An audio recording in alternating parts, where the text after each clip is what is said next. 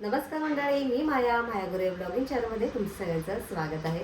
By the way, आम्ही आज सकाळी 7 वाजता गावावरून घरी आलो आणि सकाळपासून मी काही ब्लॉग केला नाही आहे कारण खूप थकली होती. आल्या मला जरा घरातला पसारा आवरायचा होता, त्यामुळे सकाळी शूट नाही घेतलं. त्याचबरोबर काल आम्ही संध्याकाळी गावावरून निघालो तेव्हासुद्धा मी काही शूट घेतलेला नाही आहे. आमचा प्रवासात खूप वेळ गेला आणि काल आमची जरा थोडीशी फजितीच झाली होती. म्हणजे काल आमची ॲक्च्युली गाडी चुकणार होती. एकदम म्हणजे लकीली आम्हाला काल आमची गाडी मिळाली, नाही तर आम्ही आज सकाळी बदलापूरला आलोच नसतो. तर असं काही काही घडलं होतं, तर ते तुमच्याशी नक्की शेअर करेन. आणि आता चला मी चहा पिऊन घेते. आधी चहा पिते आणि तुमच्याशी बोलते. चला, माझा चहा वगैरे पिऊन झालेला आहे. आधी लाईट लावते. 5:30 वाजले आहेत, पण तरीसुद्धा घरामध्ये जरा थोडंसं अंधार वाटतं मला, कारण बाहेर आभाळ आला आहे, पाऊस पडला आहे वाटतं. हां, बाय द वे मला सांगायचं होतं की आम्ही इथून शनिवारी निघालो गावी जायला. शनिवारी आमची 7:45-8ची गाडी होती आणि आम्ही इथून 7ला निघालो, बरोबर. तर ईस्टलाच जायचं होतं. तर आम्ही राहतो वेस्टला आणि आम्हाला जायचं ईस्टला. ईस्टला आमची ती गाडी येणार होती आणि बुकिंग वगैरे सगळं झालं होतं, वेदानेच केलं होतं. तर महेश यांना गाडीचं टायमिंग नीट माहिती नव्हतं आणि आम्ही जी ट्रॅव्हल बुक केली होती त्या ट्रॅव्हलची 2 गाड्या असतात. तर सुरुवातीला वेदाने महेश यांना सोडलं. असं का सोडलं? कारण आम्ही एकत्र काही नाही गेलो, कारण आम्ही जी माझी किचनमधली जी मांडणी होती ना, ती आम्हाला न्यायची होती सांगलीला आणि ती बसमध्ये खाली लगेज असतो, तर त्यात टाकून मला न्यायची होती. त्याच्यामुळे मग महेश आणि वेदांत पुढे गेले आणि मग वेदांत महेश यांना सोडून आला आणि येताना मात्र त्याला खूप ट्रॅफिक लागलं, त्यामुळे त्याला इकडे यायला खूप वेळ लागला. मग मला समजे ना की एवढा वेळ काय झाला वगैरे. ट्रॅफिकचं आम्हाला काय एवढं कल्पना नव्हती. आज ते संध्याकाळी पण एवढी असेल असं माहिती नव्हतं. आणि तिकडून मग ह्यांचा फोन आला की गाडी आलेली आहे, तू कुठे आहेस वगैरे आहे, तू रिक्षा कर. आणि मी इथून रिक्षा करायला घेते तर मला रिक्षा पण मिळत नव्हती आणि वेदांचा पण पत्ता नव्हता. मला एवढं टेन्शन आलं होतं की काय करायचं. इथल्या इथेच आमची आज बस चुकते की काय असं झालं. आणि मग शेवटी वेदांत आला. मी रिक्षा पकडायला लागली तेवढ्यात वेदांत पण आला. मग वेदांत बोला की काही टेन्शन नको घेऊ, आपली गाडी 7:45ची आहे आणि आत्ता कुठे 7:15 7:30 वाजले होते. तरी पण मला खूप टेन्शन आलेलं, कारण ह्यांना माहितीच नव्हतं. ह्यांनी जी गाडी बघितली होती आमचीच होती, पण त्याच्या 2 गाड्या होत्या. तर जी की पहिले निघते ती आणि एक गाडी नंतर निघते, हे त्यांना एवढं काय आयडिया नव्हती. आणि मग शेवटी मग परत त्यांनी कॉल करून बघितल्यात. मग त्यांना समजलं की आपली गाडी अजून चुकलेली नाही. मग त्यांचा पण फोन आला की टेन्शन घेऊ नको, गाडी गेलेली नाही. म्हणजे असा गोंधळ झाला आमचं जाताना. पण खूप टेन्शन आलेलं मला. तर बापरे म्हणलं, आता गाडी गेली तर आता करणार काय आणि आम्हाला गावाला जायचं मस्ट होतं. तर असं म्हणजे जातानाच आमची एवढी फजिती झाली ना, काय सांगू तुम्हाला. हे सांगायचं होतं मला ब्लॉगमध्ये, पण मला सुधरतच नव्हतं अजिबात. तर असं झालं. आणि पुन्हा काल होता सोमवार. तर काल पण आम्ही मग मिरजेतून जाणार होतो मंगळवेढ्याला, माचनूरला, आमच्या गावी महादेवाचं दर्शन घेण्यासाठी. कारण आम्ही स्पेशली त्याच्यासाठीच निघालो होतो. श्रावण महिना आहे आणि आपल्याला सगळ्या देवांचं दर्शन घ्यायचं होतं. तर शनिवारी निघालो, रविवारी आम्ही पोचलो. रविवारी आधी आम्ही आमची ग्रामदेवता जी आहे भुवनेश्वरी, तिची ओटी वगैरे भरली आणि मग त्याच रात्री आम्ही मिरजेला गेलो. आणि मग मिरजेवरून आम्हाला ॲक्च्युली सोलापूरला जायचं होतं, म्हणजे माचनूरला आमच्या ग्रामदेवतेचं दर्शन घ्यायला.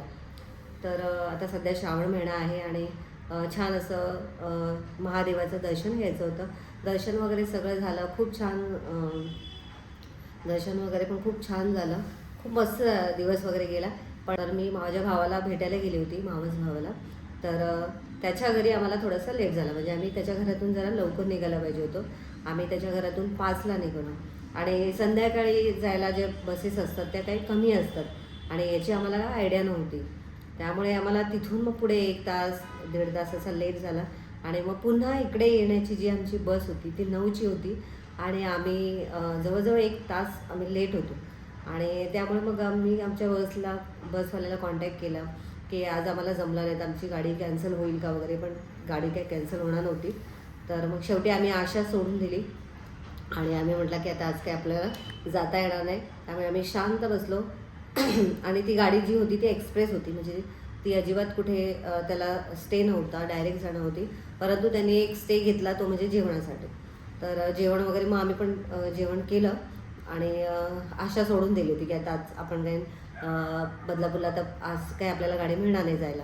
त्यामुळे आम्ही पूर्ण आशा सोडून दिली होती. जेवण वगैरे केलं, बसमध्ये बसलो आणि नंतर मग गाडी त्यांची जशी ते गाडी चालवतात तशी त्यांनी गाडी सुरू केली. आणि मग परत ह्यांनी काय केलं, आमचा जो बसवाला आहे त्याला ट्रॅक केलं की तो आता कुठे आहे वगैरे, सांगलीमध्ये कुठे आहे, नाही मिरजेमध्ये आता तो कुठे आहे वगैरे, असं त्यांनी ट्रॅक केलं. आणि मग त्याच्यावरून त्यांना समजलं की तो अजून आहे, म्हणजे गाडी आहे आपली, अजून गाडी सुटलेली नाही आहे. मग शेवटी त्यांना फोन केला आम्ही आणि आम्ही असं असं आहे, आता आम्ही थोडं अजून 10-15 मिनटं लागतील, तोपर्यंत तुम्ही थांबत असेल तर थांबा, असं त्यांना सांगितलं. आणि फायनली आम्हाला एकदम फायनली आम्ही बसमधून उतरलो. 2 मिनिटाच्या अंतरावरती आम्ही रिक्षा केली आणि आमची बस आली. एकदम लकीली, एकदम कट टू कट आम्हाला ती आमची गाडी, येतानाची जी गाडी आहे ती पण अगदी कट टू कट आम्हाला मिळालेली आहे, असं झालेलं आहे. तर सांगायचा मुद्दा, यावेळेस आम्ही जाताना आणि येताना आमची फजिती झालेली आहे अक्षरशः, म्हणजे एकदम कट टू कट गाडी मिळाली. जाताना सुद्धा हा इन्सिडेंट झालेला आहे. ॲक्च्युली आम्हाला असं वाटलं की जातानाच आमची गाडी चुकते की काय, गावाला जायचं कॅन्सल होतं की काय असं वाटत होतं. पण तसं नाही झालं. पण येताना पण मग असंच झालं, म्हणजे दोन्ही म्हणजे येता जाता दोन्ही वेळा एकच सिच्युएशन होती आमच्यासोबत. आणि लकीली हे लकीली मी कधी कधी काय होतं, आपण खूप एखाद्या गोष्टीच्या पाठी लागतो. मी पूर्णपणे अशी देवाला प्रार्थना केली की देवा नको, आमची गाडी नको चुकू, मिळू देत. तर तेव्हा काहीच होप्स नव्हते, आम्ही खूप प्रयत्न केले. आणि जेव्हा मी विचार केला की जाऊ दे आता, गेली गाडी गेली, आता करणार काय, आपण टेन्शन घेऊन काय करणार आहे. जेव्हा मी होप्स सोडले तेव्हा मात्र लकीली बघा, आता आपण काहीच विचार नाही करत, जेव्हा आपण जास्त विचार करतो तेव्हा ती गोष्ट पुढे पुढे पळत जाते. आणि जेव्हा आपण ती गोष्ट सोडून देतो किंवा डोक्यातून काढून टाकतो तर ती गोष्ट आपल्या जवळ येते. असं मला कालचा जो अनुभव आहे तो आला असं मला वाटतंय. कारण आमचा कालचा दिवस इतका सुंदर गेला. पहाटे आम्ही 4 वाजता उठून 5 वाजता म्हणजे पहाटे 4 वाजता उठून लवकर मी आंघोळ वगैरे करून मस्त अशी साडी नेसली होती. आणि त्यानंतर आम्हाला अभिषेक करायचा होता. श्रावणात फर्स्ट टाईम आम्ही अभिषेक केला होता, जो की मंदिरात जाऊन, आणि खूप छान पद्धतीने आमच्याकडून अभिषेक त्यांनी करून घेतला.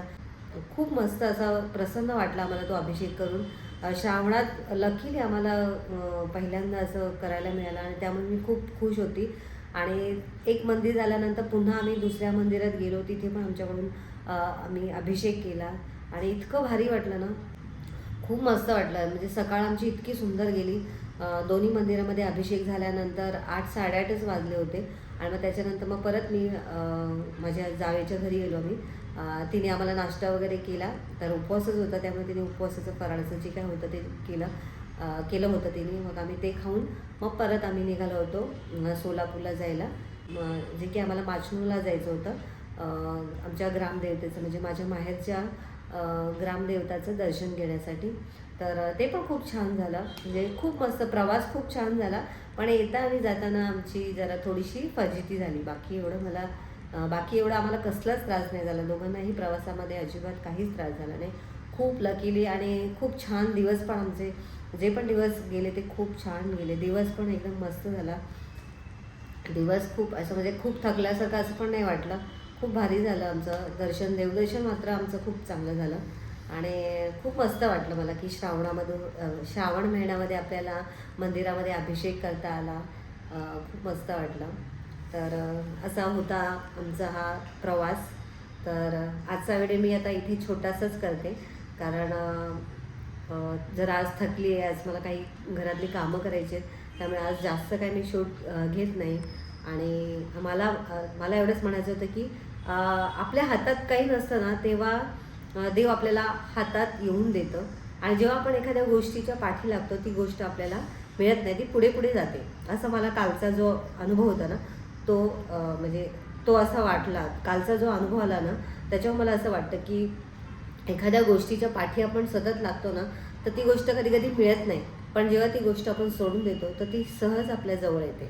असा तो कालचा अनुभव होता आमच्या दोघांचाही. आणि कालचा दिवस मला इतका सुंदर गेला, खूप पहाटेपासून खूप भारी वाटत होतं. तर चला मंडळी, हा माझा जो अनुभव आहे तो तुम्हाला कसा वाटला कमेंट करून नक्की सांगा. आणि व्हिडिओ आवडला असेल तर व्हिडिओला लाईक करा, शेअर करा, चॅनलला नवीन असाल तर सबस्क्राईब करा. भेटूया नेक्स्ट व्हिडिओमध्ये. तोपर्यंत बाय बाय.